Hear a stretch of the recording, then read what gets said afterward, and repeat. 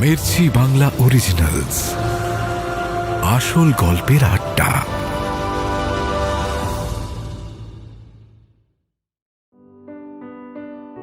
বাড়িতে চিঠি আসার 10 দিন পর কলকাতায় এলো দেয়াশিনী। প্রায় 3 মাসও কলকাতায় ছিল না।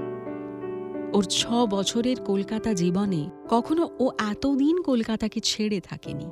প্রথমবারের ভালো লাগা থেকে যত দিন গেছে, খারাপ লাগা বাড়লেও দেয়াশিনী এই শহরকে নিজের করেই নিয়েছিল।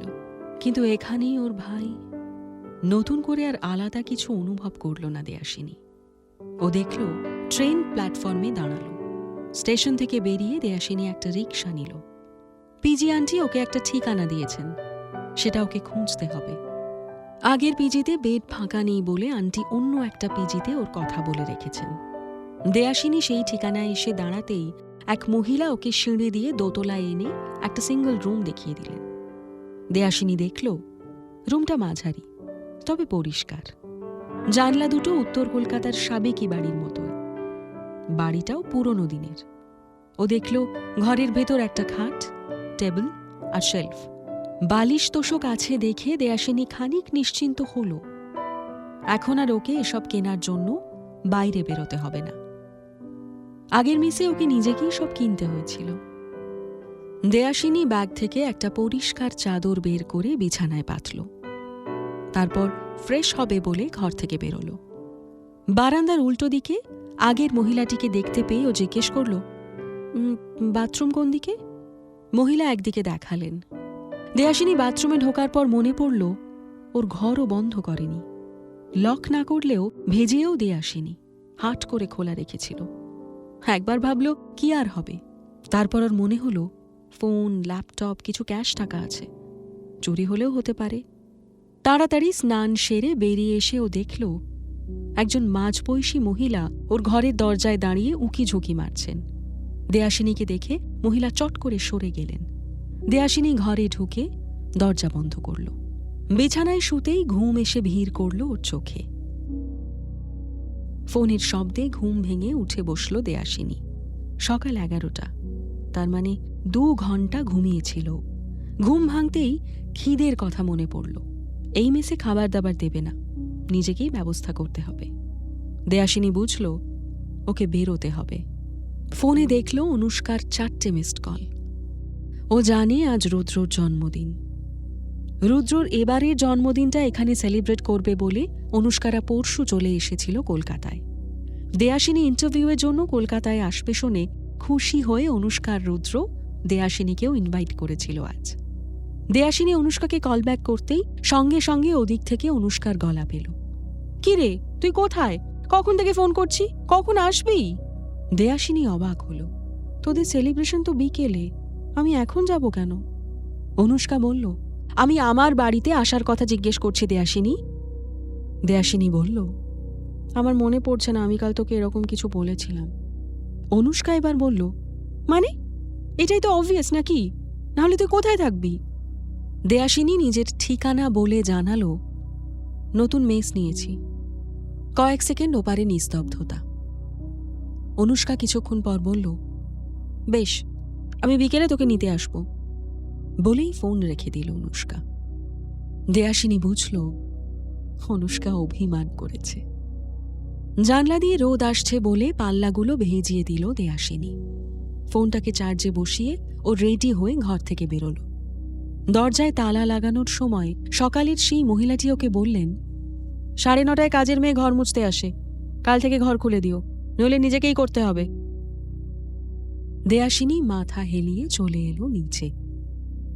ওর এখনো মেসের মালিকের সঙ্গে আলাপ হয়নি। বিকেলে দেয়াশিনীকে নিতে অনুষ্কা এলো। অনুষ্কার সঙ্গে দেয়াশিনী সেলিমপুরে একটা ফ্ল্যাটের সামনে এসে গাড়ি থেকে নামল। লিফট দিয়ে 4 তলায় উঠে কলিং বেল বাজাতেই যে দরজা খুলল, দেয়াশিনী তাকে এখানে দেখবে একেবারেই আশা করেনি। অভিক ও দেয়াশিনীকে দেখে স্থির হয়ে গেল। অনুষ্কা হাত এগিয়ে দিল অভিকের দিকে। হাই, কখন ঢুকলি তারপর? বলে অভিকের সঙ্গে হ্যান্ডশেক করতেই অভিক দরজা ছেড়ে সরে দাঁড়াল। ভেতরে এসে দেয়াসিনী দেখল সুদৃশ্য দামি আসবাবে সাজানো ফ্ল্যাট। সেলিব্রেশনের জন্য আরও সুন্দর করে সাজানো হয়েছে। কয়েকজন ছড়িয়ে ছিটিয়ে বসেছিল বাইরের ঘরে। অনুষ্কা দেয়াসিনীকে আস্তে করে বলল, এরা রুদ্রর আসানসোলের বন্ধু। অনুষ্কা ওকে একটু বসতে বলে ভেতরের দিকে গেল। তখনই দেয়াসিনী ওর দিকে হেঁটে আসতে দেখল অভিককে। দেয়াসিনী ঝট করে উঠে রুদ্রদের কাছে গিয়ে দাঁড়ালো। অনুষ্কা ফিরে এলো একটু পরেই। দেয়াসিনী দেখল সুন্দর একটা ম্যাজেন্টা রঙের গাউন পরে ওদের সামনে এসে দাঁড়িয়েছে অনুষ্কা। অভিক দেখল ও দেয়াসিনীর দিকে এগিয়ে যেতেই দেয়াসিনী অন্য দিকে সরে গেল। সেদিকে আর না গিয়ে ওখানেই দাঁড়িয়ে থাকলো অভিক। কতদিন পরও আজ দেখল দেয়াসিনীকে? প্রায় 3 বছর। মাস্টার্স কমপ্লিট করে অভিক এখন পিএইচডি করছে লন্ডনেই। এই কটা বছরে ও একবারের জন্যেও দেশে ফেরেনি। তবে দেয়াসিনীর ওপর দিয়ে যাওয়া বিগত ঝড়ের সব খবরই অভিক পেয়েছিল দিঘির থেকে। 3 বছরে 2 বার দেয়াসিনীর সঙ্গে যোগাযোগের চেষ্টা করেছিল অভিক। দেয়াসিনী সাড়া দেয়নি। অভিক এখন বোঝে শেষবার কলকাতা ছাড়ার আগে দেয়াসিনীকে অস্বীকার করে ও ভুল করেছিল। কয়েক মাস আগেই অভিকের কাছে হঠাৎই রুদ্রর ফোন এসেছিল। অভিক অবাকই হয়েছিল। তখনই ও জানতে পেরেছিল রুদ্র এখন অনুষ্কার সঙ্গে সম্পর্কে আছে। দিঘির থেকেই অনুষ্কা অভিকের নাম্বার নিয়েছিল। রুদ্র অভিককে ওর জন্মদিনে কলকাতায় আসতে বলেছিল। অভিক বিশ্বাস করতে পারছিল না। বারবার ও রুদ্রকে জিজ্ঞেস করছিল, আমাকে তোরা বিশ্বাস করেছিস? রুদ্র বলেছিল, এলেই জানতে পারবি। অভিক ভেবেছিল রুদ্রর সঙ্গে মিশার সম্পর্ক ভাঙার পর মিশা হয়তো ওর মিথ্যেটা স্বীকার করেছিল রুদ্রর কাছে। কিন্তু অভিকের কারণটা জানতে কৌতূহল হয়েছিল। কিসের শত্রুতায় মিশা এত বড় অপবাদ দিয়েছিল ওর নামে? কিন্তু এখানে এসে অভিক দেখল রুদ্র একেবারে আগের সময়কার মতোই ওর সাথে ব্যবহার করছে। ওকে আনতে গিয়ে এয়ারপোর্টে জড়িয়েও ধরেছিল রুদ্র। এসব ভাবতে ভাবতেই অভিক দেখল ওর মামা ওর বাবাকে নিয়ে ফ্ল্যাটের ভেতরে ঢুকলেন। অভিকের বাবা এখনো খেয়াল করেননি অভিককে। তারপরেই ও দেখল ওর কাকু, জেঠু, কাকিমা আর জেঠিমাও এসে ঢুকলেন ঘরে। রুদ্রর বাবা, মা আর অভিকের জেঠু জেঠিমা অভিককে দেখে বেজায় চমকে উঠলেন। তখনই অনুষ্কার সঙ্গে ভেতরের ঘর থেকে যে মেয়েটি বেরিয়ে এলো তাকে দেখে ভূত দেখার মতো চমকে উঠল অভিক। মিশা! মিশা এতক্ষণ এই ফ্ল্যাটেই ছিল। দেয়াসিনী দেখল রুদ্রর মা রুদ্রর সামনে এসে জিজ্ঞেস করছেন, এসব কি হচ্ছে? অভিক এখানে কেন? রুদ্র হেসে বলল, শান্ত হয়ে সরে যাও মা। এতদিন চিত্রনাট্য তোমাদের ছিল, এখন তোমরা শুধু দেখবে।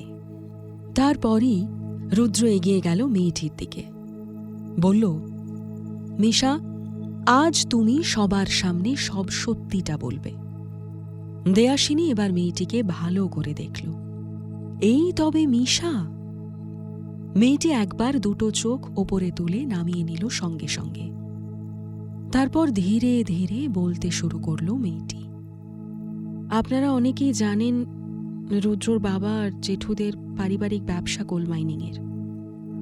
অভিকের বাবা নিচু জাতের মেয়েকে বিয়ে করায় অভিকের দাদু ওর বাবাকে কোনোদিন ক্ষমা করেননি, কিন্তু সম্পত্তিতে 3 ছেলেকে সমান ভাগ দিয়েছিলেন। অভিকের দাদুর শ্রাদ্ধের পর অভিকের জেঠুরা এই প্রসঙ্গে কথা তুললে অভিকের বাবা পরিষ্কার সে সম্পত্তি নিতে অস্বীকার করেছিলেন, কিন্তু আইনিভাবে কিছুই হয়নি। তখন অবশ্য অভিকের মা বেঁচে ছিলেন। অভিকের কাকুরা ভেবেছিলেন অভিকরা কখনোই আসানসোলে ফিরে আসবে না, কিন্তু তার কিছুদিন পরই অভিকের মা মারা যান। অভিকরা তখন এ বাড়িতে চলে এলে ওর জেঠুরা স্বভাবতই তা ভালো চোখে দেখেননি। এই সবটাই আমি শুনেছি রুদ্রর মায়ের কাছে। অভিকের ঠাম্মা অভিককে বেশি ভালোবাসতেন দেখে রুদ্রর বাবা মা ভেবেছিলেন শান্তিনিকেতনের বাড়িটা হয়তো অভিককেই লিখে দেবেন ওর ঠাকুমা। শান্তিনিকেতনের বাড়ি, সঙ্গে পৈতৃক ব্যবসার পুরোটা, এবং আসানসোলের বাড়িটা শুধু রুদ্রের হবে না, এই আশঙ্কায় অভিককে সহ্য করতে পারতেন না ওরা কেউ।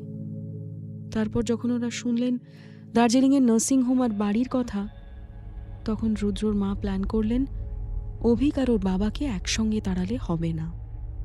অভিককে ওর বাবা ঠাম্মার কাছে খারাপ সাজাতে পারলে কলকাতায় অভিকের বাবার ফ্ল্যাটটাও রুদ্রই পাবে। তখনই একদিন আমাকে দেখে রুদ্রর মার মাথায় এরকম একটা প্ল্যান আসে। তার আগে উনি আমাকে ঠিক পছন্দ করতেন না, আমি এটা জানতাম।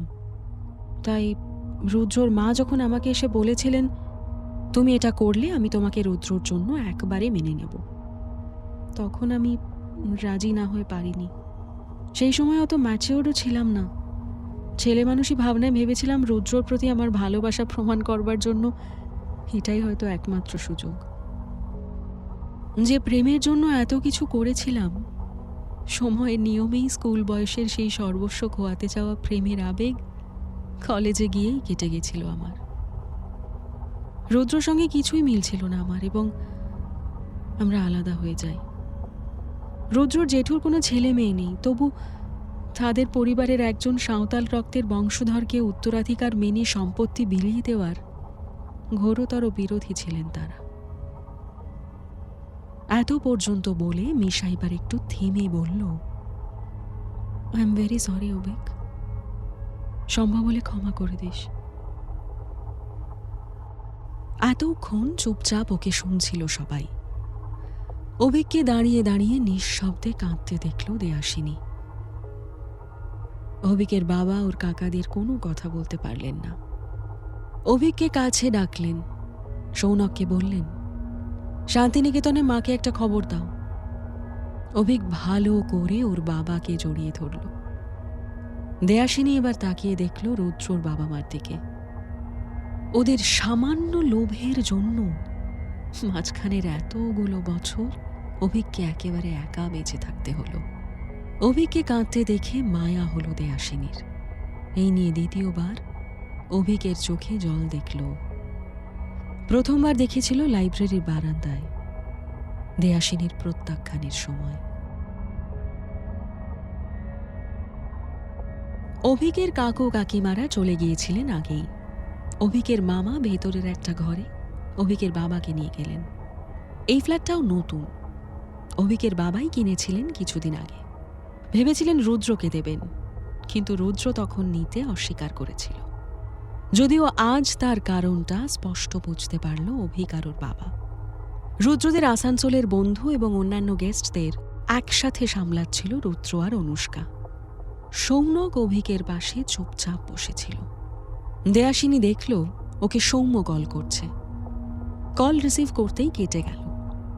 আবার রিং হতেই ও ফোন ধরল। হ্যালো? ওপাশ থেকে সৌম্য বলল, ইলোরার অ্যাক্সিডেন্ট হয়েছে দেয়াসিনী, আমি নার্সিংহোমে, তুমি একবার আসতে পারবে? সৌম্যর গলায় টেনশন। দেয়াসিনী বলল, কোথায় আছো? আমি আসছি। ফোন রেখে দেয়াসিনী ঠিক করল এক্ষুনি বেরোবে। দেয়াসিনী বেরোনোর জন্য দরজার কাছে যেতেই ওর মাথাটা একটু ঘুরে গেল। ও ভাবল, সকাল থেকে তেমন ভারী কিছু খায়নি বলেই কি এমনটা হলো। দুপুরে খেতে বেরিয়ে হালকা কিছু খেয়েছিল। দেয়াসিনী হাত দিয়ে সোফাটা ধরে কোনো রকমে বসল। দূর থেকে ওকে লক্ষ্য করেছিল অভিক। দেয়াসিনীর মুখ দেখে অভিক বুঝল কিছু একটা হয়েছে। এগিয়ে এসে জিজ্ঞেস করল, ঠিক আছিস? দেয়াসিনী বলল, আমাকে একটা ক্যাব বুক করে দিবি? মাথাটা ধরেছে। গাড়ি আসতেই দেয়াসিনীর সঙ্গে অভিকও বেরিয়ে পড়ল। নার্সিংহোমের সামনে নেমে সৌম্যর পাঠানো মেসেজ থেকে ডিরেকশন দেখে দেয়াসিনীরা ডিরেক্ট 4 তলায় উঠে এলো। বাঁ দিকের করিডোর ঘুরে ডান দিকে ফিরতেই দেয়াসিনী দেখতে পেল সৌম্যকে। দেখল সৌম্য মাথা নামিয়ে বসে আছে। দেয়াসিনী ধীরে ধীরে ওর পাশে গিয়ে বসল। সৌম্য দেয়াসিনীকে জানালো ইলোরা বাইক চালাচ্ছিল। হাই রোডে ইলোরার বাইকের সঙ্গে অন্য একটা গাড়ির ধাক্কা লাগে। কয়েকজন বলছে ট্রাক, কয়েকজন বলছে মারুতি। সেই ড্রাইভার গাড়ি নিয়ে পালিয়েছিল আগেই। জায়গাটাও শুনশান ছিল। জনা 4-5 বেশি ওই সময় ওই রাস্তায় কেউ ছিল না। ঘণ্টা 4 বেশি সময় ধরে ইলোরার অপারেশন চলল। এই পুরো সময়টা সৌম্য অস্থির হয়ে পায়চারি করছিল বাইরে। বার কয়েক করিডোরের একেবারে শেষ প্রান্তে মন্দিরে ভগবানের কাছে প্রণাম করে এলো। দেয়াসিনীরও ইলোরার জন্য চিন্তা হচ্ছিল, কিন্তু সৌম্যকে দেখে অবাক হয়ে যাচ্ছিল। এই সৌম্যই বিয়ের পর একদিনের জন্যেও ইলোরাকে ক্ষমা করতে পারেনি। আরও ঘন্টা দেড়েক পর ইলোরাকে কেবিনে দেওয়া হলে সৌম্য আর দেয়াসিনী কেবিনে ঢুকল। ইলোরা এখন ঘুমোচ্ছে। দেয়াসিনী দেখল সৌম্য কাঁপা কাঁপা হাতে ইলোরার কপালে ওর হাত ছোঁয়াল। ইলোরার চুলের ভেতর দিয়ে ওর মাথায় হাত বুলিয়ে দিল সৌম্য। সৌম্যর চোখে জল। দেয়াসিনী সৌম্যর কাঁধে হাত দিয়ে আলতো চাপ দিয়ে সরিয়ে নিল। বলল, এখানে থাকো, আমি বাইরে আছি। দেয়াসিনী ধীর পায়ে বেরিয়ে এলো কেবিন থেকে। বাইরে অভিক অপেক্ষা করছিল। দেয়াসিনীকে দেখে জিজ্ঞেস করল, সব ঠিক আছে? ইলোরা কি জেগে? দেয়াসিনী মাথা নেড়ে বলল, ও ঘুমোচ্ছে। এখানে বসে থাকতে ভালো লাগছে না, আমি একটু বাইরে থাকছি। দেয়াসিনী দেখল অভিকও ওর সঙ্গে হাঁটছে। ও দাঁড়িয়ে পড়ে অভিককে বলল, তুই করিডোরে চেয়ারে বসে একটু ঘুমিয়ে নিতে পারতিস, আমার সঙ্গে আসতে বলিনি। অভিক বলল, আমার এখন ঘুম আসবে না, আর তাছাড়া অনেকক্ষণ ওখানে বসে থেকে আমারও আর ভালো লাগছে না। তোর তখন মাথা ধরেছিল বলছিলি, এখন কেমন লাগছে? দেয়াসিনী মাথা হেলিয়ে কিছু না বলে হাঁটতে শুরু করল। নার্সিংহোমের বাইরে একটা গাছের নিচে গোল করে বাঁধানো জায়গাটায় এসে বসল অভিক আর দেয়াসিনী। রাত এখন 2টো। এই চত্বরটায় বিশেষ কেউ নেই। এদিক ওদিক ছড়িয়ে ছিটিয়ে আছে কিছু লোক। নার্সিংহোম বা হাসপাতালে দেয়াসিনীর অন্য অনেক বন্ধু বা পরিচিতের জন্য রাত কাটানোর অভ্যেস আছে। ওর আশেপাশের মানুষগুলোর বিপদে ও পাশে থাকে, আর মানুষের জন্য অপেক্ষা করতে ভালোবাসে দেয়াসিনী। নার্সিংহোমের বাতাস এমনিতেই একটু ভারী, আরও ভারী হয়ে ওঠে গভীর রাতে। যদিও এখন শীতকাল নয়, তবু গভীর রাতে হাসপাতালের ভেতরে থাকা পেশেন্টের আর বাইরে অপেক্ষারত তাদের বাড়ির লোকেদের গায়ে এসে লাগে শহুরে মৃত্যু চিন্তার শীতল দীর্ঘ নিঃশ্বাস। কখনো কখনো তারা ঘুম ভেঙে জেগে ওঠে, আবার ঘুমিয়ে পড়ে। কখনো জেগে থাকে, স্থির হয়ে বসে থাকে। তখন নিজের নিঃশ্বাসের শব্দেই আতঙ্ক লাগে তাদের। দেয়াসিনী বুঝল অভিকের একটু অন্যরকম লাগছে। অভিকের একেবারেই এরকম অভ্যেস নেই। ও বলল, তুই আজই কলকাতায় ফিরলি, এখন এই রাত্রিরে না ঘুমিয়ে তুই আমার জন্য এখানে এলি। আমার খুব খারাপ লাগছে, এসব বলবো না, কারণ তোকে আজ এখনো দরকার হয়নি, কিন্তু হতেই পারত। ইলোরাকে তুই চিনিস না, তবু তোকে দরকার হতে পারে ভেবে তুই জোর করে এলি। এই ভাবনাটাকে আমার সম্মান জানানো উচিত। Thank you. অভিক তাকালো ওর দিকে। কিছু বলতে যাবে তার আগেই অভিকের ফোন বেজে উঠল। রুদ্র ফোন করেছে। অভিক ফোন ধরে কানে লাগাতেই ওপাশ থেকে রুদ্র ওকে নানা রকম প্রশ্ন করল। অভিক বলল, এই তো এইমাত্র আমার কথা হলো অনুষ্কার সাথে। তোরা চিন্তা করিস না, এখন আর আসিস না, কাল সকালে বরং গাড়ি পাঠিয়ে দিস। সৌম্যকে একা ছেড়ে দেয়াসিনী ফিরতে চাইবে না এখন। দেয়াসিনী তাকালো অভিকের দিকে। ওর মনে হলো অভিক ওকে এখনো বোঝে। চোখ সরিয়ে হালকা একটা দীর্ঘশ্বাস ফেলল। অভিক ওর ভালো বন্ধু হতে পারত। ফোন রেখে অনেকক্ষণ ওরা কেউ কথা বলল না। নীরবতা ভেঙে অভিক ধীরে ধীরে বলল, কতবার তোর সঙ্গে যোগাযোগ করতে চেয়েছি দেয়াসিনী, একবারও আমার কল রিসিভ করিসনি। আজ তুই নিজে আমাকে এতগুলো কথা বললি, বিশ্বাসই হচ্ছে না। কতদিন এই দিনটার জন্যই অপেক্ষা করেছি রে। একটু থেমে বলল, তোর কোনো প্রশ্ন নেই? দেয়াসিনী উত্তর দিল না। সামনে রাস্তার দিকে তাকিয়ে আছে ও। একটু পরে বলল, চা খাবি? আমি নিয়ে আসছি। অভিক উঠে দাঁড়িয়ে বলল, কোত্থেকে? আমাকে বল, আমি নিয়ে আসছি। তুই এত অস্থির হচ্ছিস কেন? কারণ আমার কথাগুলো তোকে শুনতে হবে দেয়াসিনী। বারবার বারবার অন্যের ভুলগুলোকে ক্ষমা করে দিয়ে নিজেকে মহৎ করতে পারিস না তুই। আমি মহৎ হচ্ছি না। বলতে গেলে অনেক কথাই বলা যায় অভি, কিন্তু আমি পুরনো কথায় ঢুকতে চাই না। 2-3 বছর হয়ে গেছে, ভুলে যাওয়াই ভালো। অভিক দেয়াসিনীর দিকে কিছুক্ষণ তাকিয়ে থেকে বসে পড়ল পাশে। প্রশ্ন করল, মানে এখন আমাদের ফিরে আসার কোনো চান্স নেই? আমার ভুলগুলোর জন্য আমি ক্ষমা চাইলেও? না। লাস্ট যেদিন অভিক আর দেয়াসিনীর দেখা হয়েছিল, সেদিন দেয়াসিনী অভিককে ক্যান্টিনে অপেক্ষা করতে বলে কোথাও গিয়েছিল। অভিক অপেক্ষা করছিল। কিছুক্ষণ পর হঠাৎ সমীক্ষা এসে অভিকের হাত ধরে টেনেছিল। অভিক হাত ছাড়িয়ে জিজ্ঞেস করেছিল, কি ব্যাপার? সমীক্ষা চোখ ঘুরিয়ে অভিককে বলেছিল, দেয়াসিনী কোথায়, দেখতে চাইলে আমার সঙ্গে আয়। দেয়াসিনীর নাম শুনে অভিক থমকে গিয়েছিল। সমীক্ষা প্রায় জোর করেই অভিককে টানতে টানতে নিয়ে গিয়েছিল ক্যান্টিনের সামনে। সমীকের সাথে দেয়াসিনীকে এভাবে নির্জনে কথা বলতে দেখে অভিক একেবারে চুপ করে গেছিল। সমীক আর দেয়াসিনীকে আগেও একসাথে দেখেছে অভিক। এই সমীক ছেলেটিকে একেবারে সহ্য করতে পারে না অভিক। ক্লাস করে না, সারাক্ষণ পলিটিক্স আর নাটক নিয়ে পড়ে আছে। আর একটা কথা দেয়াসিনী না বুঝলেও অভিক বুঝেছিল, সমীক দেয়াসিনীকে ভালোবাসে। অভিক অনেকবার বলেছিল দেয়াসিনীকে সমীকের থেকে দূরে থাকতে। অভিক আর এক মুহূর্ত দাঁড়ায়নি, দ্রুত পা ফেলে বেরিয়ে গিয়েছিল কলেজ থেকে। কথাগুলো বলে অভিক বলল, কিন্তু কয়েক বছর আগে আমি দিঘির থেকে জানতে পারি দিঘি সমীককে ভালোবাসে। আমার ভুল ভাঙে দেয়াসিনী? দেয়াসিনী ধীর স্বরে বলল, তুই ভুল ভাবিসনি অভিক, আবার ভুল সময়ে ভুল ভেবেছিলি। তুই চলে যাবার বছরখানিক পর আমি আর সমীক সম্পর্কে গেছিলাম, কিন্তু তুই যখনকার কথা বলছিস তখন আমাদের কিচ্ছু ছিল না। এখন আমার কোনো কিছুতেই কিছু যায় আসে না দেয়াসিনী। আমি জানি আজকে বাবার সব সত্যিটা জানতে পারার পেছনে তুই আছিস। তুই অনুষ্কাকে বলেছিলি।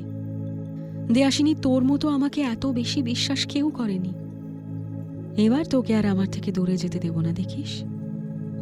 দেয়াসিনী অল্প হেসে উঠে দাঁড়ালো। চারপাশ পরিষ্কার হচ্ছে ধীরে ধীরে। ভোর হচ্ছে। দেয়াসিনী হাঁটতে হাঁটতে বলল, না রে, যা গেছে তা গেছে। আমাকে আর বাঁধার চেষ্টা করিস না অভিক। বাবা ভাই চলে যাবার পর কোনো রকম বন্ধনে এখন আমার কষ্ট হয়। অভিকের দিকে ফিরে বলল, তুই আমার সবচেয়ে ভালো বন্ধু ছিলি, তুই নিশ্চয়ই আমাকে বুঝবি। বিষাদ নদীর মতো দীর্ঘ গভীর টলটলে চোখ নিয়ে অভিক প্রশ্ন করল, তোর জন্য অপেক্ষা করিস না প্লিজ। আমাকে কাঁটার মতো মিটবে। আমি চাই তুই খুব ভালো থাক অভিক। চা খেয়ে অনেকক্ষণ অপেক্ষা করে ইলোরার কেবিনে এলো দেয়াসিনী। দেখল সৌম্যর কোলে মাথা রেখে শান্তিতে ঘুমোচ্ছে ইলোরা।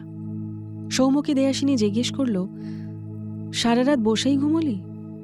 সৌম্য নরম হাসল, ঘুমোলাম আর কোথায়, ওই একটু চোখ লেগে গেছিল। রিপোর্টটা দেখো, টেবিলে আছে। দেয়াসিনী রিপোর্ট তুলে নিল হাতে। চোখে প্রশ্ন নিয়ে তাকালো সৌম্যর দিকে। সৌম্য মাথা নাড়ল। দেয়াসিনীর চোখ চলে গেল ইলোরার পায়ের দিকে। হাঁটুর নিচ থেকে দুটো পাই বাদ দিতে হয়েছে। সৌম্য দেয়াসিনীকে কাছে ডেকে বলল, আমি ইলোরাকে আগের চেয়েও বেশি ভালোবাসবো, দেখো। ওকে ক্ষমা করেছি কিনা জানি না, তবে আমাদের দুজনের ভবিতব্য আমরাই। দেয়াসিনী ধীরে ধীরে বেরিয়ে এলো কেবিন ছেড়ে। ভারী কাঠের দরজার চৌকো কাছের ভেতর দিয়ে ওদের দুজনকে একবার দেখল।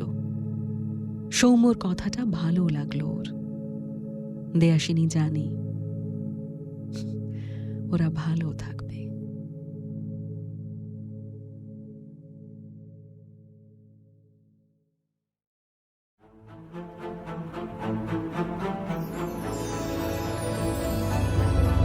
মির্চি বাংলা অরিজিনালস, আসল গল্পের আড্ডা।